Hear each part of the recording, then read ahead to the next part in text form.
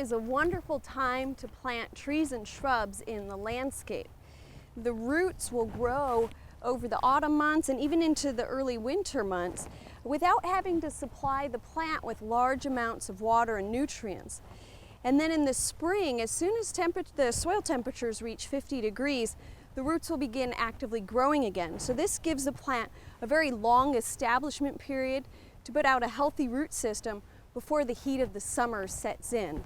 Now with blueberries, the most important thing in planting is to consider your soil.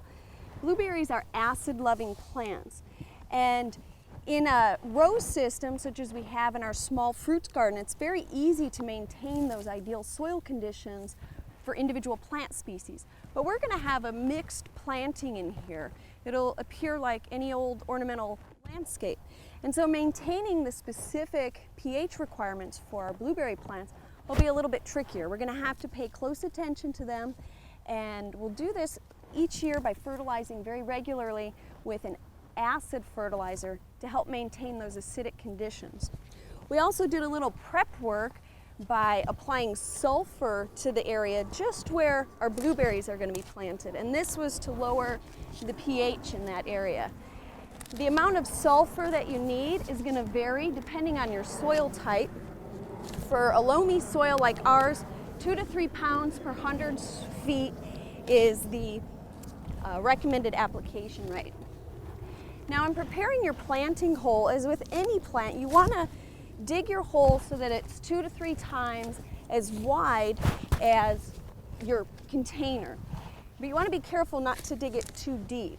We don't want to set the plant too deep in the ground. We want it to be at the same level that it is in the container. But we want to establish a large ring around it so that it has a lot of loose soil to start sending its roots out and around into the surrounding soil.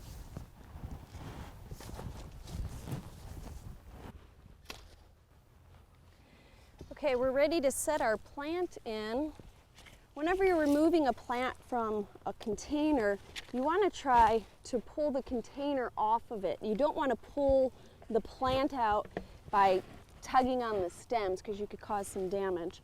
If the root ball is real tight, go ahead and break it up. If it's incredibly tight, you could cut into a little bit. This one's not terribly bad. Sometimes we see roots winding around, and we definitely want to break those up because they could girdle one another and cause the plant to fail. When you set your plant in, you want to make sure that the soil level is even with the surrounding soil, the top of the plant. It looks like we have a pretty good depth here. So I'm going to go ahead and backfill.